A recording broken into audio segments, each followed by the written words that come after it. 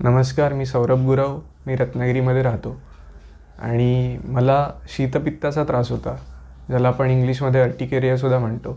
2012च्या शेवटी मला हा त्रास सुरू झाला.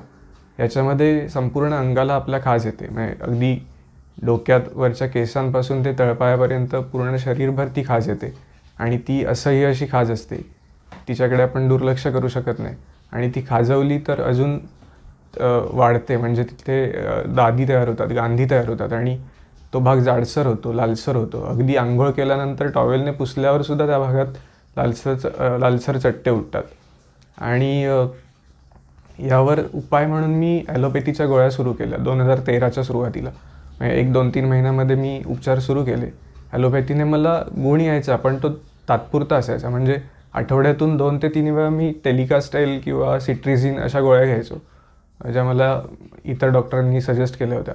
पण त्याचे साईड इफेक्ट्ससुद्धा होते. म्हणजे मला झोप यायची ती गोळी घेतल्यानंतर आणि त्याच्यामुळे माझी कार्यक्षमता कमी व्हायची दिवसभरातली आणि झोपेतच माझा बराचसा वेळ जायचा. आणि 2 ते 3 दिवसानंतर त्याचा परिणाम जसा उतरायला लागायचा त्या गोळीचा, तशी ती खास पुन्हा मला चाळवायची. तर नंतर मला एका मित्राने सजेस्ट केलं की घाटे डॉक्टर म्हणून आहेत रत्नागिरीमध्ये, त्यांच्याकडे तू जाते, आयुर्वेदिक उपचार करतात, पंचकर्म करतात.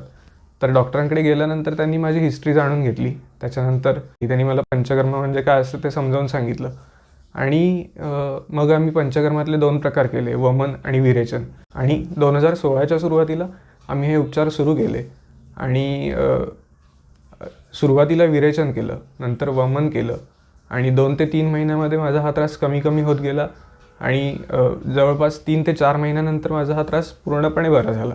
आणि आजही मला कोणत्याही प्रकारचा अर्टिकेरियाचा त्रास होत नाही आहे आणि हे सगळं घाटे डॉक्टरांमुळे शक्य झालं.